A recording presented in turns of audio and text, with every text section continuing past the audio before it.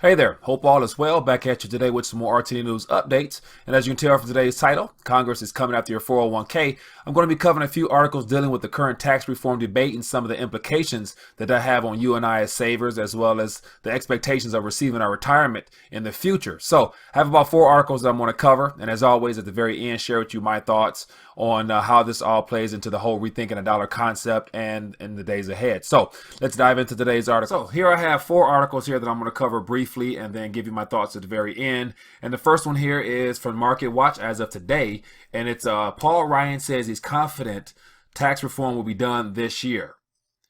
The next article here is from Market Watch as well, and this one is actually from December of this past year, but it says how your 401k plan will change in 2017, and it lays out a few points that have just recently gone into effect that I think is definitely worth noting. And then the next one here is from Bayan Hill, and it's entitled Congress is Coming After Your 401k. And then the very last one here is from the Chicago Tribune, and it says why your 401k is vulnerable as tax reform plays out in Washington. So let me cover the very first article from Market Watch in regards to what Speaker House Paul Ryan mentioned today, as far as him being very confident that reform can be done today. And it says here, House Speaker Paul Ryan said Thursday he's confident a sweeping overhaul of the U.S. tax system can be accomplished this year.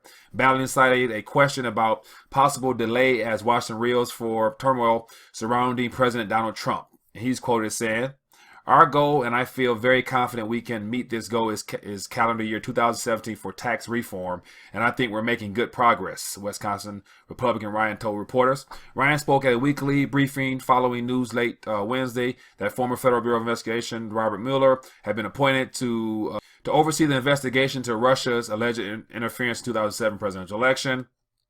Scroll down some more, and it says the ability of the administration and Congress to push through a broad tax reform bill has come under increasing doubt amid mounting political controversies, including Trump's firing of former FBI Director James Comey. Congressional Republican and the Trump administration both want to lower corporate and individual taxes, and so I'm going to get into how this all plays into that 401k aspect.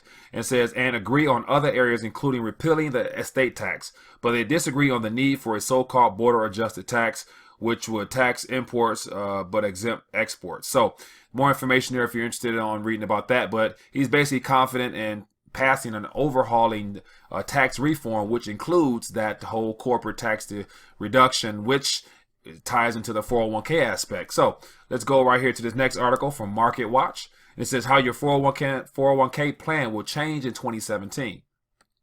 Just to give you a little outline of what it's talking about here, it says the maximum amount most people can contribute to their 401k plan won't change next year. It will remain at $18,000, but plans will change and modernize in several other ways. It says though 40% of Americans don't know what's going on in their retirement accounts, the assets saved within those portfolios will determine how comfortably most will be able to live the rest of their lives. Yet so many Americans are not saving or not saving properly. So it's one of those pieces to gear you up to, encourage you to put more money into their system. It says financial firms, technology companies, and government agencies are weighing in, and now experts say the future full of potential for people in their retirement accounts. And so it's going to lay out a couple ways that they're making improvements or trying to make it easier and better for the public. So here's what's changing in 2017. It says more employer-sponsored retirement plans will have auto enrollment. And then the next one here, it says your retirement account will have a stronger digital presence. And so basically, just to sum up, what it's talking about here is that they're going to really begin basically making it, non-optional now for people to opt into 401k. So for those that have it available now, going into a new job, more than likely it'll be mandatory that they'll actually start withdrawing it from your account, even more so than they're already doing now. And they're trying to paint a picture saying how that's going to be pretty good for everybody. It'll get more people saving faster and things like that. And so it says when new hires were auto-enrolled in their 401k plan, 91% participated as opposed to 42% who voluntarily enrolled, according to 2015 research from the investment firm Vanguard Group. It says there will be more companies jumping into an auto-enrollment feature as well as a re-enrollment for employees hired prior to auto-enrollment. says Fred Bernstein, founder of the plan sponsor university. Says when companies automatically enroll their employees in retirement accounts, they're crossing off another thing on a person's to-do list. People may also not feel as though they are losing the amount of money they're placing in a retirement account because they adjust to what they get in their paychecks without it. So basically, one of the things where trying to make it more convenient for you and I, but actually it's just a way of pumping more of our checks into these automated accounts more. Just another way of spinning this whole idea of the 401k plan and retirement and vehicles into a more friendlier way to make people more excited about the opportunity to save more, or in actuality, invest more money into this system that's unraveling at the seams as we speak. And this gets into the next article here. It says Congress is coming after your 401k. And so this all deals with the whole corporate tax reduction from 35% to 15%, and the idea that you can cut taxes from corporations and then still be able to function normally without having to make up for that extra revenue from somewhere. And so at the end of the day, the whole debate kind of surrounds the idea that they're going to cut corporate taxes and some other taxes, but yet tax us right now on our retirement vehicles. So here's an article here from Investment Guide, and at the very end, he kind of leaves you with some alternatives, which is more of the conventional mainstream stuff, more so like annuities and insurance vehicles, which are all paper-based products that, in my opinion, at the very end of the day, are no better than anything else being offered as far as investment tools, because they're all, fiat-based, debt, Ponzi scheme type of things. So just to give you an idea what's going on here, it says, don't take my word for it, 75% of Americans disapprove of the job our representatives are doing. It's things like this that explains why. While only 13% of U.S. employees nationwide enjoy a retirement fund that assures stable, lifelong income, it says all 535 members of Congress do, courtesy of Uncle Sam. It says members of Congress participate in the federal employee retirement system, which provides pension benefits of which most Americans workers can only dream about. It says private retirement savers only pay management fees that exceed 1% annually on lousy investment choices. It says members of Congress pay a maximum of 0.039% for funds guaranteed to match the market. The proposal floating around in Republican circles in Washington would add insult to injury. They want to end the tax deductibility of your pension contributions so that they can give a 1.5 billion tax break to U.S. corporations. So just dive into that a little bit more. It says, give and take. Congress is reportedly considering whether to reduce the benefits of contributing to a 401k and similar retirement plans. That's because it wants to reform corporate taxes, cutting the rate from 35 to 15%. It says, according to the latest report from the Joint Commission on Taxation, the exclusion of contributions to earnings of defined contribution plans will cost the federal government more than $584 billion over the next 5 years. So how do you make that up? Easily, you tax them right now. It says the new proposal would treat all 401k and traditional IRA contributions as if they were Roth IRA contributions.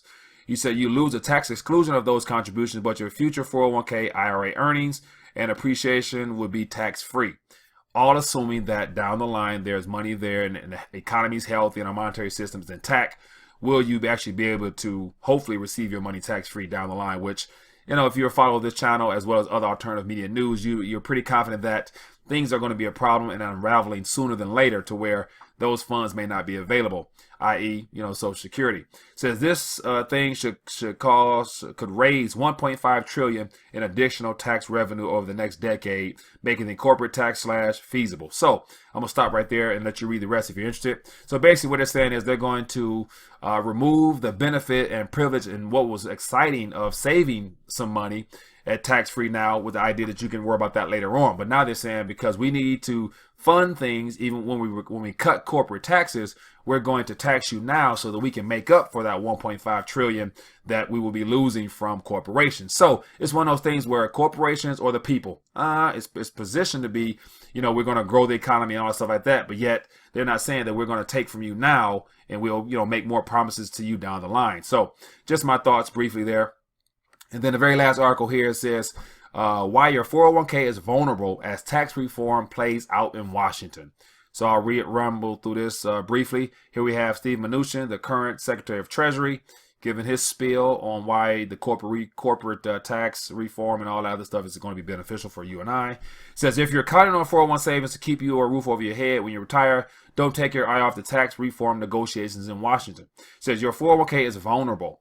And worse yet, if taxes change, plays out as some are proposing on Capitol Hill, you may have the extra burden of picking up the tab for millions of Americans who will go into retirement without enough saved to cover food, housing, and other basic needs. It says in the Hall of Congress, one frequently mentioned way to raise more tax money for the federal government is to drastically change the way half of Americans save for retirement. Roughly 54% of Americans have 401ks or other retirement saving plans at work, and the government currently tries to entice workers to participate in those plans by rewarding savers with a tax deduction on whatever they sock away.